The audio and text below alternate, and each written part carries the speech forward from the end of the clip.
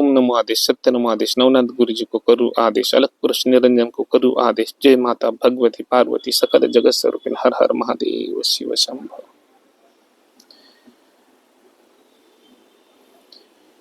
जितने भी मेरे सनातन धर्म के गुरुजन हैं या साधक व साध्विक जन है, मैं आज आप सब लोगों को कुछ महत्वपूर्ण बातें बताने वाला हूँ।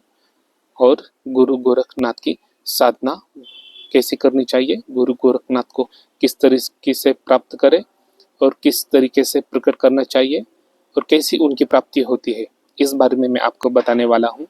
इसीलिए आप ध्यानपूर्वक पहले सुने। अनेकों लोग हैं जो साधना करते हैं, अनुष्ठान करते हैं, 5 साल होते हैं, 10 साल, 25 साल से साधना कर रहे, 25 साल से तप कर रहे, जप कर रहे, उन्हें प्राप्ति क्यों नहीं होती? क्यों हर प्रकार की सिद्धि प्राप्त नहीं होती या दिव्य भाषा क्यों नहीं आती? जो नाथों की भक्ति करते हैं, नाथों की सेवा करते हैं, मैं आप लोगों को बताना चाहूँगा कि गोरखनाथ की सिद्धियाँ किस तरीके से प्राप्त करें, उनकी साधना कैसे करें। जो भी मैं आपको विधान बताने वाला हूँ वो विधान एकदम सही है, और उस विधान में अगर आपको कुछ होता है, उसमें अगर कुछ तकलीफ होती है, अगर उसमें आपको यानी मृत्यु भी आ सकती है भय के कारण, इस वजह से मैं आपसे कहना चाहूँगा, कोई अच्छा गुरु अगर आपका हो और उस गुरु को परिपूरा ज्ञात हो, दिव्य शक्ति किस तरीके से शरीर में प्रवेश कराना चाहिए या उस ऊर्जा को किस तरीके से शरीर में शीतलता पूर्वक ग्रहण करना चाहिए, जिसको ज्ञान है वही ये साधना करे। और जिसका शरीर दट्ट पुष्ट है और शक्तिशाली है और जो निर्भय व्यक्ति है वही ये साधना करे। पतला दुबला भी हो कोई फर्क नहीं पड़ता, परंतु वो निर्भय होना चाहिए। उसे उसके दिल में, उसके मन में, उसके आचार विचार में भय कहीं भी नहीं होना चाहिए या कहीं भी डर ना होना चाहिए। ऐसे साधक ही ये साधना करें। आज तक अनेकों साधक या साध्वी गुरु गोरखनाथ की प्राप्ति करना चाहते हैं, परंतु उनको अच्छी तरह से पता नहीं है कि गुरु गोरखनाथ कहाँ प्रकट होते हैं और कहाँ उनकी साधना करनी चाहिए और किस जगह उनकी साधना करनी चाहिए। तो मैं आपको बताऊंगा। आसन तो काला घुंगड़ी रहना चाहिए। आपके वहाँ क्या बोलते हैं मुझे पता नहीं, परंतु हमारे महाराष्ट्र में घुंगड़ी कहते हैं। या शक्कर का बोरा जो रहता है वो बोरा भी अच्छा है, और कुश का आसन जो है वो भी अच्छा है, ठीक है। भस्म का आसन वो भी अच्छा है। और मैं आपको बताता हूँ अभी कि गुरु गोरखनाथ की साधना कैसे करें, उनको प्राप्त कैसे करें। अगर आपके वहाँ कम से कम 12 साल का होना चाहिए या 12 साल के ऊपर का कूड़ा, जो कूड़ादान कहते हैं, जहाँ पे गाय का गोबर फेंकते हैं, जहाँ पर गाय का गोबर का ढेर लगा हुआ रहता है, वहीं जो गोबर की ढेरी है वहीं। अगर आप गौशाला में हो, गौशाला में गोबर की ढेरी की जगह हो, तो वहाँ आप अच्छी तरह से गुरु गोरखनाथ की सेवा भी कर सकते हैं, वहाँ उन्हें प्राप्त भी कर सकते हैं। जो गौ कूड़ा की जो ढेरी रहती है, उसका जो गोबर होता है, उसकी जो ढेरी होती है, वो जो ढेरी कम से कम जहाँ वो ढेरी रखते हैं वो जगह 12 साल पुराना होना चाहिए। मतलब 12 साल से एक ही जगह पर उस ढेरी पर वो इकट्ठे कर रहे हैं, फिर बाद में वो बेच रहे हैं। वो बेच रहे हैं जाने दो वो, परंतु वो जगह एक ही स्थान होना चाहिए जहाँ पे गोबर की ढेरी रखते हैं वहीं। वहाँ पर आपको क्या करना है, अगर उनकी साधना आपको करना है तो वहां पे कैसे करें। उस गोबर की जो ढेरी है उसके चारों ओर गड्ढा करें, 1.5 फुट का गड्ढा करें, जहाँ की उसके अंदर जो दीपक चारों कोनों में जो जलाए तो वो अच्छी तरह से प्रज्वलित रहे वो। और एक 5वां जो गड्ढा है वो सामने, जहाँ पर आप आसन ग्रहण करने वाले हो, आसन पे बैठने वाले हो, वहां आपके सामने एक और गड्ढा करें। ऐसे 5 गड्ढा करें और उस 5 गड्ढों में दीपक जला सके इतना बड़ा गड्ढा करें और उसके अंदर 5 जो कलश है उसकी स्थापना करें। कलश किस प्रकार से स्थापना करें, उस कलश में 1 रुपया, सुपारी, थोड़ा दुर्वा उसमें डालें और उसमें गंगा जल थोड़ा और अत्तर डालें। सुगंधित अत्तर होना चाहिए। काला भूत अत्तर हुआ तो वो सबसे अच्छा रहेगा। गोरक्षनाथ की साधना के लिए काला भूत अत्तर जो है वही चलेगा उन्हें। तो उस अत्तर को उसमें थोड़ा डालें, उसमें पानी डालें, उसमें हल्दी कुमकुम अक्षदा डालें और जो लाल धागा रहता है, लाल धागे से नारियल को 5 बार लपेटे और उस कलश के ऊपर का जो मुंह है उसे भी 5 बार लपेटे। ऐसे 5 कलश को करना है और 5 ही नारियल को करना है और वो उसी जगह पर वो गड्ढा वो सब रखना है और वही 5 दीपक आपको जलाना है। और वो जो दीपक है बुझना नहीं चाहिए, इस तरीके से उसकी व्यवस्था करें।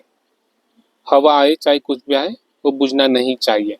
और सामने आसन ग्रहण करें। 5 प्रकार के फल ले, उस फल में चिक्कू नहीं होना चाहिए।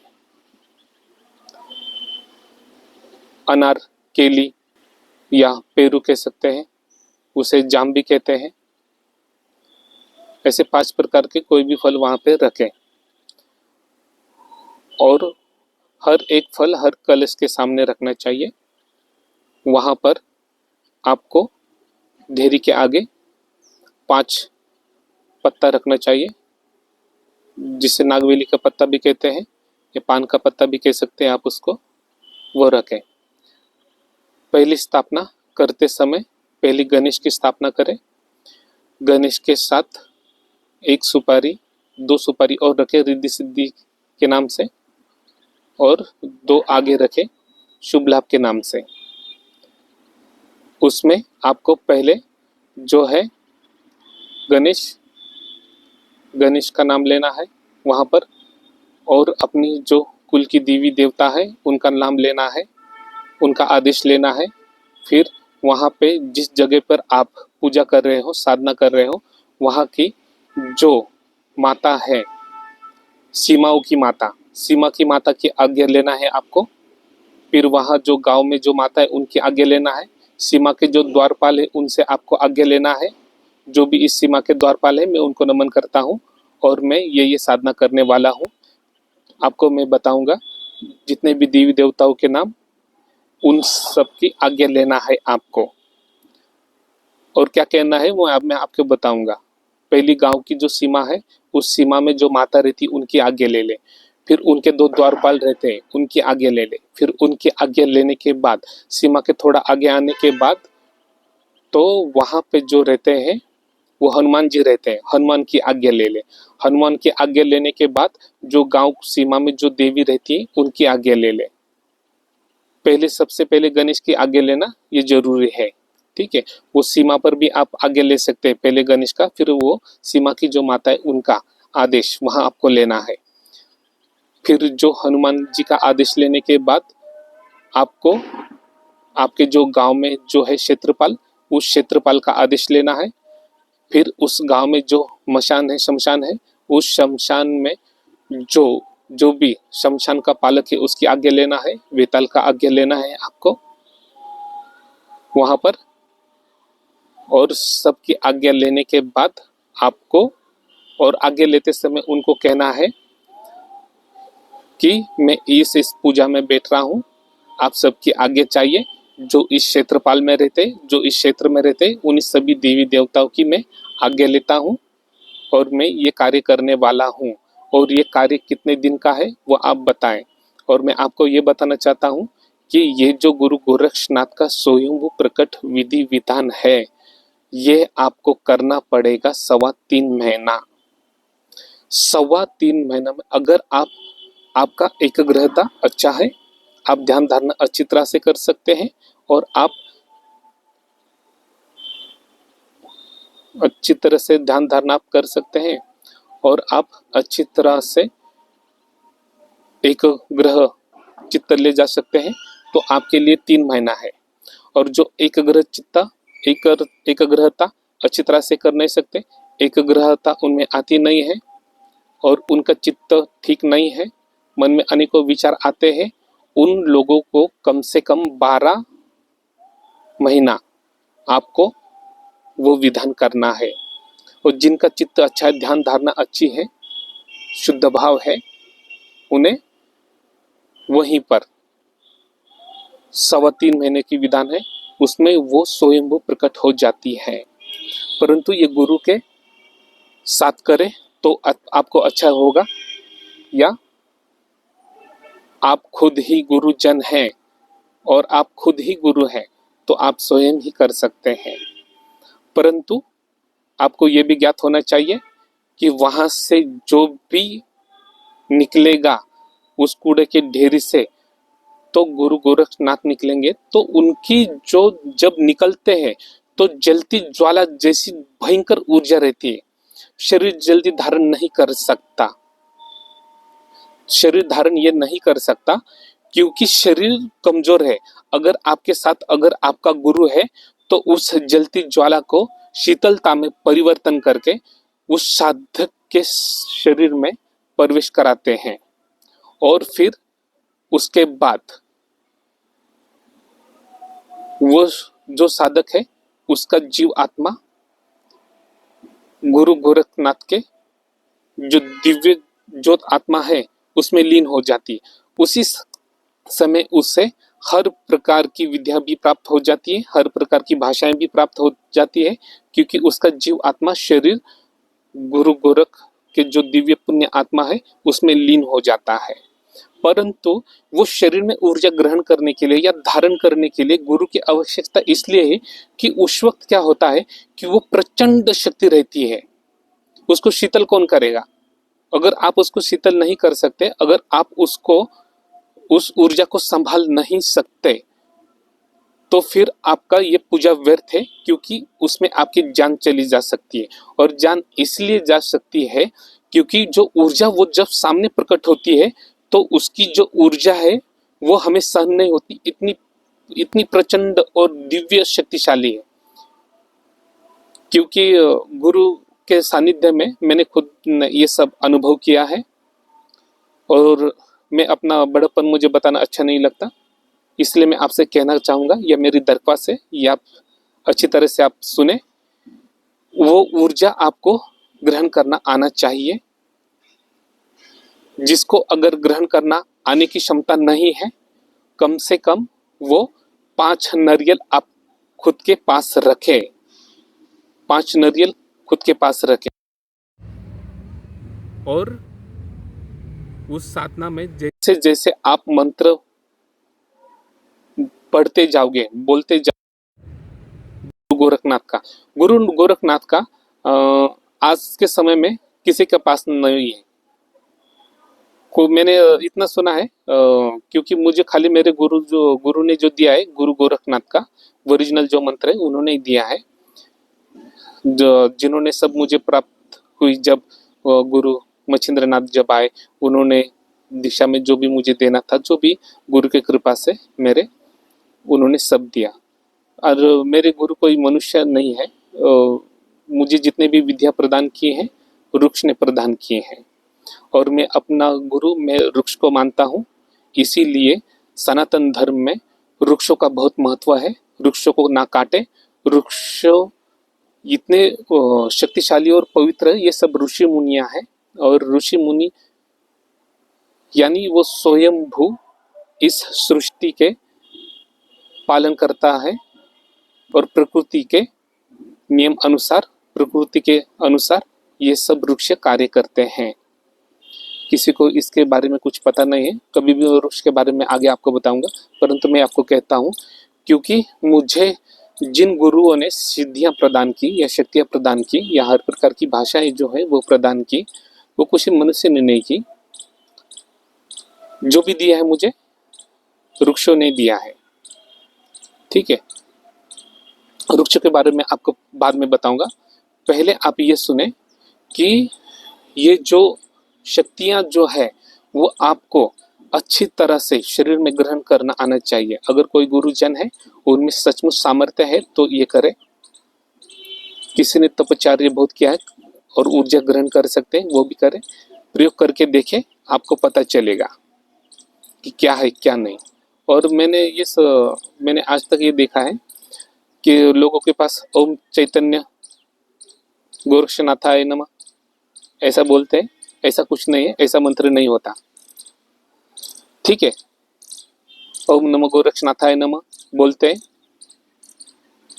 अगर किसी ने इन मंत्रों को कई साल उन्होंने, अगर इन मंत्रों को कई साल मतलब कई साल उन्होंने जप किया है, 12 साल हो, 25 साल हो, 30 साल हो, 45 साल हो, अगर किया है तो उनमें वो ऊर्जा उत्पन्न हो जाती है। परंतु नए लड़के हो या नए साधक हो या नए साध्वी हो, अगर इन मंत्रों का उच्चारण करते हैं तो ये काम नहीं करेगा। और मंत्र विधान जो है मैं आपको इसलिए नहीं बता रहा हूँ क्योंकि मैं आपको खाली जो साधनाएं किस तरह से करना है वो बताऊंगा। और मंत्र आपको चाहिए तो आपको स्वयं सामने आना पड़ेगा और आपका कर्म विधान देखने के बाद, आपके कर्म फल जो भी है वो सब देखने के बाद, गुरु के आदेश लेने के बाद मैं आपको ओरिजिनल मंत्र वो आपकी पात्रता अनुसार आपको दीक्षा मिलेगी। जो मैंने अभी आप सबको बताया कि ये जो विधान है वो करते समय आपके पास अच्छा गुरु होना जरूरी है।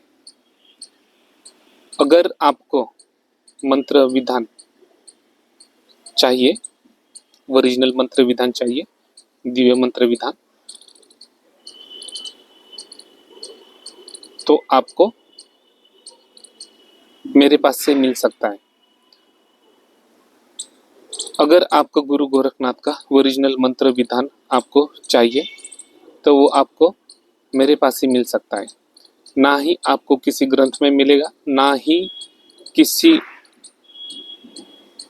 भी पुस्तक में आपको मिलेगा। आपको कई पुस्तकों में ये दिखाया जाएगा ओम गौ गोरक्षनाथाय नमः, क्या? तो ऐसा कुछ नहीं है। ओम गौ गोरक्षनाथाय नमः ऐसा नहीं होता। अगर आप गौशाला में सेवा करते हो या आपकी खुद की गौशाला है, वहाँ पर आप ये विधि विधान कर सकते हो। गुरु गोरखनाथ की अगर आपको प्राप्ति करनी है, गुरु गोरखनाथ को प्रकट करना है, मैं YouTube पे वो मंत्र नहीं बता सकता क्योंकि मेरा ही मंत्र कोई और उठा लेगा और वही मंत्र को के बारे में आपको गलत जानकारी देगा, खाली उनके बड़प्पन के लिए और खुद को बड़ा दिखाने के लिए। ठीक है, इसीलिए गुरु गोरक्षनाथ का जो मंत्र है वो दुर्लभ मंत्र है, वो आपको मेरे पास ही मिलेगा।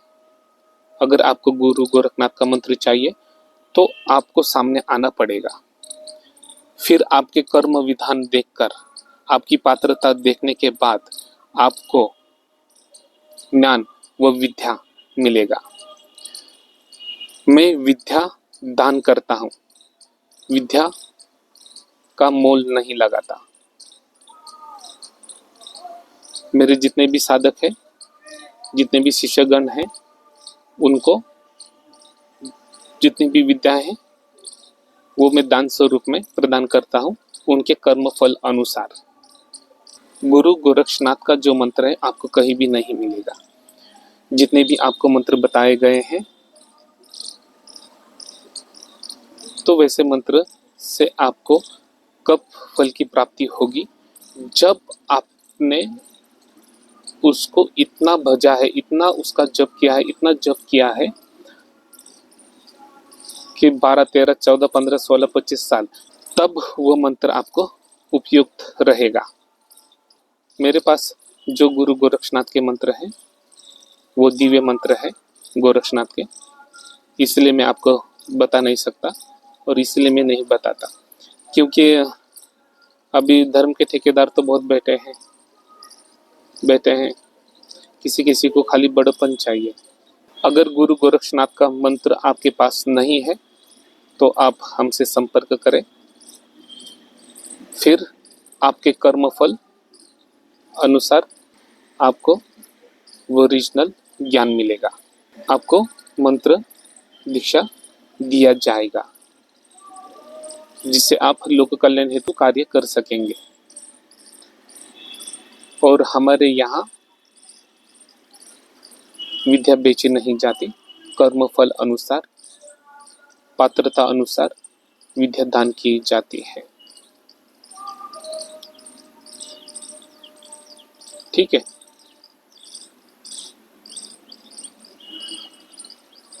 अगर आपके पास गौशाला है तो आपको अच्छी तरह से साधना, अगर आपके पास गौशाला है तो आप वहां पर अच्छी तरीके से साधना कर सकते हैं।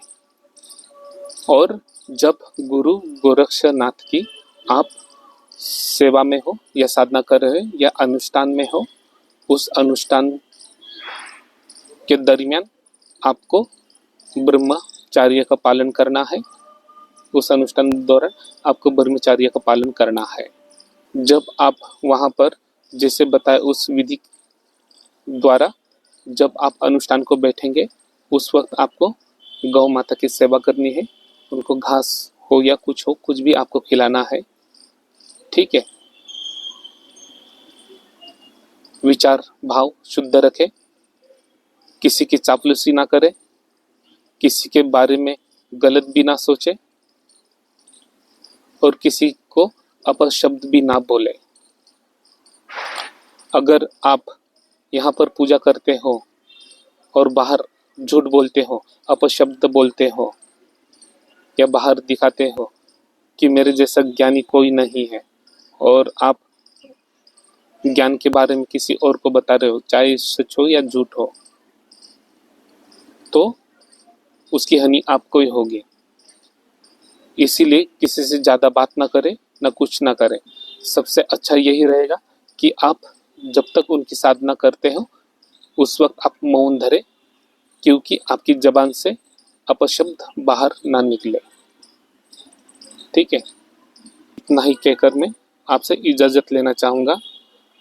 ओम नमो आदेश, सत्य नमो आदेश, नवनाथ गुरु जी को आदेश, अलग पुरुष निरंजन को आदेश, जय माता भगवती पार्वती सकल जगत स्वरूपिणी, हर हर महादेव, शिव शंभो।